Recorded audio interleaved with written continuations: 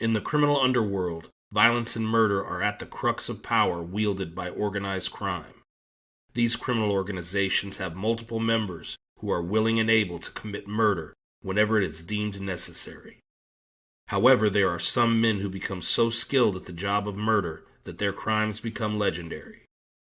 These killers are calculating, prolific, efficient, and know how to send a message. These killers are organized crime's top hitmen. Number 11. Mario Giovanni Prestifilippo. Mario Giovanni Prestifilippo was born on December 7, 1958 in Ciaculli, Sicily. He had a fairly normal childhood other than being the son of a powerful mafia chief in Palermo. Young Mario made good grades in school and was remembered as both intelligent and charismatic. His father, Giovanni, was a mafia capo or boss of the Croce Verde Giardini mafia family. Their territory was a suburb in the southeast of Palermo. His grandfather, Salvatore, was also a member of the mafia, and both father and grandfather were involved in the mafia wars of the early 1960s. For young Mario, there was only one route to take, and that route led to a criminal lifestyle in the mafia. Prestifilippo's biological family owned citrus orchards that also doubled as hiding places for heroin labs, as well as a graveyard for many of the crime family's victims. Prestifilippo's life was to be a life of crime, and towards the end of the 1970s, he would start out doing armed robberies. Prestifilippo would target banks and gambling operations in the Corso de Mille area to the south of Palermo's central district. All four sons of Giovanni's became part of the Palermo Mafia, which encompassed a dozen or more clans spread across the city and suburbs. These mafia clans have ruled these territories for generations. Many of these mafia clans became part of a cooperative of power that would become known as the Corleonesi, led by Salvatore Toto Reina. The meteoric rise to power of Salvatore Reina, from a mafia enforcer in the small provincial town of Corleone to the boss of all bosses on the island of Sicily, was made possible because of a group of men he called his Canazzi de Catena, which loosely translates to chain dogs. The chain dogs were a death squad made up of mafia soldiers and occasionally captains from different families or clans. Their names appear numerous times in investigations, reports, and newspaper articles that cover the endless stretch of murders from the late 1970s into the early 1990s. Mario Giovanni Prestifilippo is one of those names. Prestifilippo was supposedly under the orders of Michael Greco, who was the titular head of the Croce Verde Giardini Mafia, but Greco himself was regarded as little more than a puppet of Salvatore Reina. Giovanni Falcone, a judge later murdered on Reina's orders in 1992, claimed, "The real strength of the Corleonesi is their almost complete control of the province of Palermo. They've got men everywhere and we don't know them. That allows them to have at their disposal a real and proper ghost army which arrives in the city, shoots, and leaves undisturbed." During this era there were many murders, and many of those times Mario Prestifilippo was the one pulling the trigger. On September 10, 1981, he and 6 others ambushed and killed Vito Livolea while he waited in his car for his daughter to finish her driving lessons. Around 8:30 in the evening, Livolea parked in the Zisa quarter of Palermo on Piazza Principe de Camporeale. A senior detective in the Carabinieri, Livolea was investigating a drug trafficking ring in Calza, a district on the city's waterfront, headed by mafioso Tommaso Spadara. The powers that be felt he was getting too close for comfort. Livolea may have been the first police officer Prestifilippo murdered. This, however, would not be the only member of law enforcement Prestifilippo would kill. Using his favorite .38 caliber revolver, Prestifilippo would murder another officer named Calogero Zucchetto on November 14, 1982. Zucchetto, a member of the state police, stopped late in the evening at the Colica bar on Via Notarbartolo in Palermo and went inside for a sandwich. As he returned to his car, 2 men on a motorbike pulled up beside him, and the passenger shot the detective 5 times in the head. The shooter was almost certainly Prestifilippo. However, law enforcement was never able to convict him of the crime. The other on the bike was allegedly Giuseppe Greco, another top killer for Rina. Zucchetto had been investigating the mob in Ciaculli, a semi-rural suburb on the outskirts of Palermo. Prestifilippo and Giuseppe Greco were the street leaders of the clan there, although officially within the mafia it was recognized that Michael Greco, who was a distant relative of Giuseppe, was the official boss. Branches of the Greco family had ruled the mafia in this area since the late 1800s, or possibly even earlier. Among Prestifilippo's other known victims were Stefano Bontade, who was killed in April of 1981, and Salvatore Inzerillo, who was killed in May of that same year. These men were two powerful mafia chiefs that were allied together, and Salvatore Rina wanted them dead and out of the way so he could continue his rise to the top of the mafia in Sicily. Prestifilippo would continue paving the way to the top for his bosses, while leaving a trail of bodies in his wake.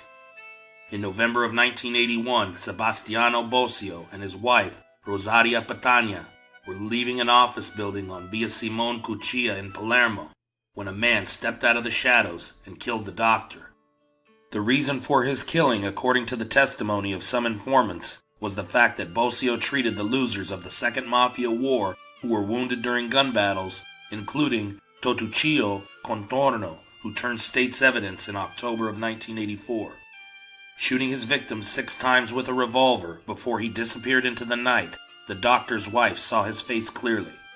He had, she reported later to Judge Falcone, an icy look, cold, icy eyes. She identified the gunman as Mario Prestifilippo. Next, Rina would have Prestifilippo and his group of killers murder the head of the Sicilian Communist Party, Pio La Torre, on April 30th, 1982. La Torre, along with his bodyguard, were killed in his car on an empty street in the city of Palermo. La Torre was instrumental in introducing into the Sicilian parliament a bill that would have long-lasting consequences for the mafia. The violence would continue when on December 25th, Prestifilippo, along with his hit squad, would kill 2 mafiosos and kidnap another 2. During the melee, Prestifilippo accidentally killed an old man named Onofrio Valve while he was standing on the Via Lanza in Bagheria, a city to the south of Palermo. Though the ambush was botched, the gunmen still managed to get their targets. 8 months later, in August of 1982, another hit squad murdered Paolo Giacone, a forensic specialist and pathologist, as he arrived at his office at the Via Sofia Hospital in Palermo. Giacone had identified a fingerprint found at the scene of a shooting as that of Giuseppe Marchese, a member of the Corso de Mille Mafia. Although under extreme pressure, Giacone had refused to alter his testimony. His murder in front of his workplace was seen as a warning by the Mafia to those who opposed it. The shooters were Salvatore Rotolo and Mario Prestifilippo. Then in September of 1982, the Mafia claimed their most high-profile victim. The victim's name was General Carlo Alberto Dalla Chiesa, the prefect of Palermo. He had been on the job for just 4 months and 2 days. Dalla Chiesa was the #1 police officer on the island, and to make a point about challenging the Mafia, the hit squad shot Dalla Chiesa, his wife, and his bodyguard to death late in the evening of September 3rd. The shooters were Mario Prestifilippo and Giuseppe Greco. Rina and the Corleonesi continued their reign of terror when in August of 1985, Prestifilippo would be sent as part of a hit team who would ambush and murder Ninni Casara, a senior officer of the Palermo Flying Squad, along with his bodyguard as they arrived at the commissioner's apartment building. A month earlier, on July 25th, Prestifilippo, along with Agostino Marino Manoia and Giuseppe Greco, gunned down police commissioner Giuseppe Montagna. Montagna was a by-the-book policeman who refused to buckle to the Mafia. About 2 months later, Giuseppe Greco fell victim to a hit squad of his own. Known to his fellow mafiosi as Little Shoe, he was perhaps the most deadly hitman in the hierarchy of the Corleonesi. Giuseppe Greco was so ruthless, it is rumored his own father disowned him on his deathbed. A man with a lot of charisma, Greco was well respected by many of the young men of honor in both his own family and the other mafia families as well. Believing himself to be better suited in charge than his boss, Salvatore Toto Riina, he made the fatal mistake of boasting about his power and fame within the organization. In September of 1985, two of his closest aides, Vincenzo Puccio and Giuseppe Marchese, shot him dead in his own house. He became one of the many who disappeared during the war and the years that followed. In 1985, the titular boss, Michele Greco, went into hiding due to law enforcement pressure.